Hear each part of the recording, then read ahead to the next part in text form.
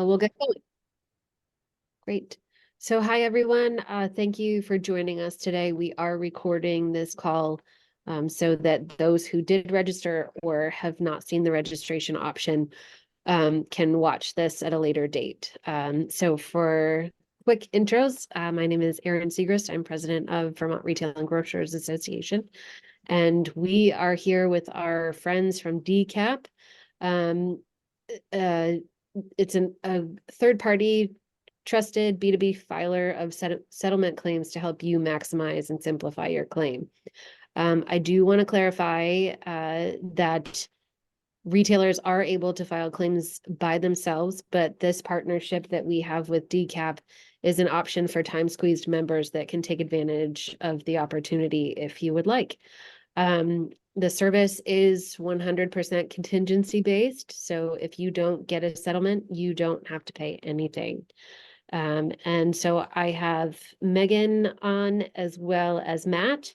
So Matt will be making the presentation today, but Megan and I will also be available for questions. And one last thing, the deadline to file is the end of May. So we do need to move quickly if you have not made that claim yet. We want to make sure that you are getting your claims in and you're getting the money that you rightly deserve. So thank you again for joining, and I will pass it over to Matt and we can get going. Well, thanks so much for that. So real quick, it looks like I still need access to share the screen, if you don't mind. But just to tell you a little bit about DCap claims, in the meantime, we're a third-party filer of antitrust settlement claims. As it was spoken about earlier, we're going to discuss the Visa Mastercard settlement that's currently $5.5 billion. And as it was also mentioned, the deadline for that is May 31st. So it's rapidly approaching. I know that things have more or less been brewing for a little over a decade. So there's definitely some urgency now. And it can be thought of as an opportunity to receive found money, in essence, or money that is owed to you for having been overcharged. With that in mind, let's go ahead and share the screen and give you some more formal details. Perfect. All right.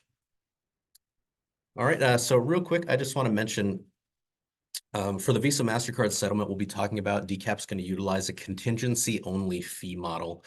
So if you don't get paid, we don't get paid. There's zero upfront costs, hidden fees, or claim minimums. And throughout our experience, the industry standard has shown to be 30 to 33% for services like this. And while our standard rate is 30% of a successful claim payout, we're offering a special discounted rate of 25% to VRGA members. And with that, here's just a high-level overview regarding the antitrust settlement business to gain some familiarity if there's some questions around the industry. At DCap, we try to be educators as well as, sales. And with that, as of 1890, federal law has since governed antitrust, and some key moments in that history were the Sherman Act of 1890 and the Illinois Brick Law precedent that was set in 1977. So when refunds are distributed for this Visa Mastercard settlement, it'll be on what's referred to as a pro rata proportionate share distribution. And what that means is that the size of everyone's refund is going to be elastic and relative to the amount of Visa Mastercard payment acceptance or processing volume that they experienced, as well as the number of settlement participants. What that translates to is the less participants in the settlement, the merrier, and the larger slice of pie for everyone that did participate. And at this point in the settlement, all the money is already set aside. It's in escrow waiting to be distributed to each company that does file a successful claim. So simply out there waiting, and can be thought of as found money for you and your company, but a company must file a claim in order to receive that share. All right, a little bit about us. DCap Claims, again, we're not a legal firm. We're a filer of business-to-business antitrust settlement claims and have been doing so for over a decade. As it was mentioned earlier, companies can absolutely file on their own. However, the DCap solution does make the entire process a minimal investment of time and resources on your part. Many don't file because they fear the claims process is going to be difficult, or am I going to be transcribing hieroglyphics? Is this going to be super time consuming? And this is where DCap would step in, handle all communication, document exchange, and use our expertise to really maximize your potential claim. And after we do file, if any requests for additional information from the claims administrator come about, we would handle that directly between your team and ours, and we would communicate directly with the claims administrator on your behalf. As things are now, we meet with them pretty regularly, so we've got a great relationship and a great communication vessel at your disposal if you'd like to sign up with us. And once again, our model for compensation, strictly contingency, no hidden fees, claim minimums, or dollar sizes. And for whatever reason, if we file your claim, defend it till we're blue in the face, and it's simply not accepted, resulting in no refund to you, DCap would not get paid. Cannot overemphasize that enough. And just some juicy details about Visa Mastercard. So it's claimed that Visa Mastercard overcharged merchants regarding their interchange fees. So companies that accepted and processed Visa Mastercard payments between the settlement window of January 1st, 2004 to January 25th, 2019 are eligible to file a claim. And after years of anticipation, again, it's been over a decade since this has been baking in the oven. Filing's now open, and as predicted, there's been an avalanche of interest from businesses we've either previously communicated with or new companies like yourselves that we're speaking in front of. So the time to file is definitely now if you are interested. The settlement to begin with had a shorter than usual filing window, and now we're roughly a month and a half away. Some people wonder, will this affect my relationship with Visa or Mastercard? Proud to say it will not. They've already settled with the courts. Funds are already set aside. All information for your company is kept confidential between DCap claims and the claims administrator, and they identify you by EIN, as well as a special number assigned to you through the registration process. Right, well, why go with DCap claims? As you can see throughout our near decade, a little past a decade at this point of assisting with antitrust settlement claims, we've amassed a large and diverse clientele. And in addition to Visa Mastercard settlement, we've also filed claims on behalf of Blue Cross Blue Shield, CRT television screens, polyurethane, TV advertising, as well as a number of food-related antitrust settlements that are either ongoing or on the horizon. For the grocery aspect of this association, we'd love to keep you guys abreast of that, see if there's any value we can bring you there. And on that, the beauty of working with DCap is that these kind of settlements come down the pipeline all the time. And let's say we work together, your company and DCap, and a new settlement comes out that's relevant to your company. You're already easily positioned to work with DCap, and there's that element of familiarity there. And we do have a dedicated research team that constantly dives into new opportunities to make clients more money. And some people wonder, actually everyone wonders, will the juice be worth the squeeze? Is this worth my time? And I'm proud to say we're going to be fighting for dollars in this case and not pennies. So again, it's going to be distributed on a pro rata proportionate share distribution manner. And there are a number of moving variables that factor into one's final payout. And with any settlement, DCap can't guarantee or allude to what your refund amount will be. However, we can provide variables behind a theory that we use internally that we believe to be conservative, takes into consideration historical participation rates and many other factors from our experience. And with that, we believe that for every $1 million in Visa Mastercard payments accepted, a $400 refund increment may be a conservative thought. And so 400 per million may not sound like a lot on the surface, but if you look at the example on the screen, I can kind of help walk through it. So let's say a company accepts $10 million in Visa Mastercard payments every year. If you multiply that times the 15-year window, you're looking at $150 million in Visa Mastercard processed throughout that period, or 150 increments of 1 million. So a 150 times the $400 refund amount, $60,000 potential refund, and that would be pre-DCap's fee. And again, this by no means a guarantee due to the participation rate that's somewhat impossible to narrow down at this stage of the settlement, as well as the number of other moving variables. It needs to also be said, processing volume to refund ratio may be 400 per million, it could be 600 per million, could be 800 per million. We simply can't know for certain. Again, we think 400 is conservative, and we think it's going to be closer to 600 than 400. But we certainly want to give you at least a ballpark to help you consider whether it's worth your time. And so if you are interested in signing up, it's a very easy process. Just let Megan or our team here at the DCap Claims Education Center know. We've got an intake form. From there, we would send you 2 one-page documents for your review and signature, just a letter of representation and terms and conditions. And you sign that, send it back. We would forward it to our president. He would countersign, and we'd get started right away. And here's just a screenshot of our 14-question intake form. A lot of it's very simple, basic stuff.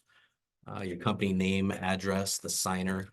Some of the more elusive info, we touched on it earlier, is the company EIN number and just some financial estimates to help with internal forecasting, and so we can more or less be on the same page as far as potential estimated payout.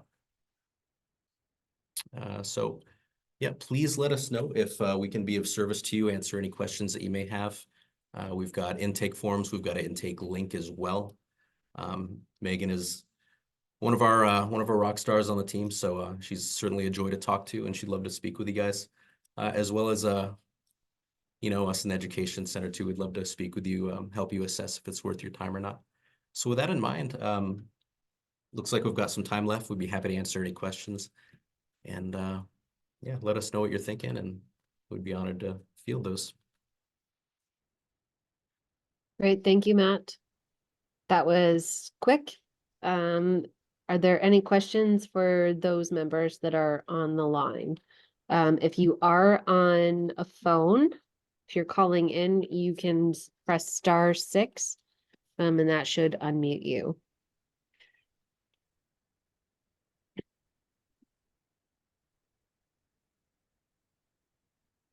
While we're waiting for some questions to come in, Aaron, I would just like to share a couple of notes after Matt's presentation. Matt, thank you for your presentation. I do think it's worth noting that if your business is no longer operating and it's now closed, but was operating between 2004 and 2019, you would still be eligible to file a claim. Something else worth noting, we work very closely with a lot of state associations. One that comes to mind in particular is Illinois. With the Illinois Retail Merchant Association, we've actually recovered an estimated $2.2 million for their members. So a lot of the times I find people are quite surprised that the return is going to be higher than what they expected. Typically with these settlements, they put the work in, they get a check for a couple $100. More often than not, these returns are in the thousands of dollars.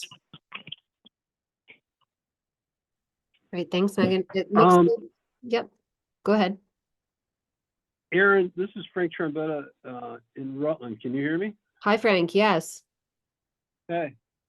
My question is, about 10 or 11 years ago, there was a settlement on the table from Visa and Mastercard that the National Association of Convenience Stores suggested that their members opt out of. We elected to stay in. We had made an application of some kind, and we stayed in, and we never received any money. Is this the same settlement just 10 years later, or is this something different? It's possible that it is the same settlement. This has been ongoing for some time now. The reason why some businesses elected to opt out is usually a two-factor reason. Sometimes they opt out because they're choosing to pursue a claim against Visa and Mastercard independently. So they'll be using their own legal team to pursue a claim separate from this settlement. There's occasionally some businesses who choose to opt out due to the fact that they didn't think that this resolved the issue of Visa and Mastercard overcharging. There has been more discussions with the court. More recently, in the end of March, another settlement came to fruition about actually reducing those interchange fees for a set period of time. So there is ongoing discussions about the Visa MasterCard charges. It is very possible that what you're talking about a decade ago was related to this settlement. Can we find out? Okay, but we're not sure. Yeah, if you have any information about it or something in your email or any documentation, you can feel free to send it over to me, and I can try to make better sense of it with a little bit more information. Okay. Document. Okay. You're gonna have to get our info. Aaron, do you have Meg's info? I'm sorry. Yes, we do have Megan's info. Okay. I'll send it over to you for sure. Thank you. I would also, I think it would be good to reiterate that the money is already in a separate account, right? So this is not going to impact, again, your relationship with Visa and MasterCard.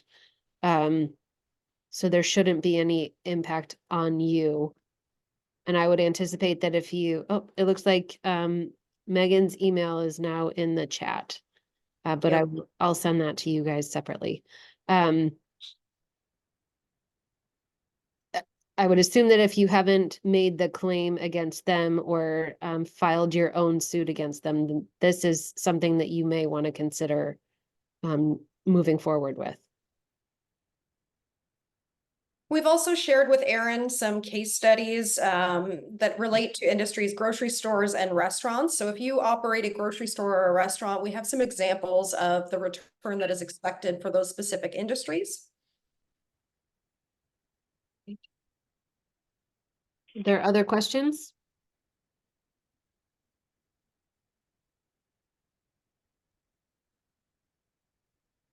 With that, I guess what we can do is we will post this this recording on our website along with those studies and share that with those who have registered, and it will also be in our Friday update as a reminder.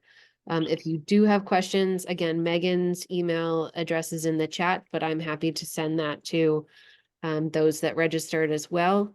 And again, please don't hesitate to reach out with questions, either to myself, to Alyssa, at VTRGA or Megan. And we are happy to provide support as we can. All right. Okay. Quick and Okay. easy. Thank you. We Thank you, will be in everybody. touch. Thank you all for your time.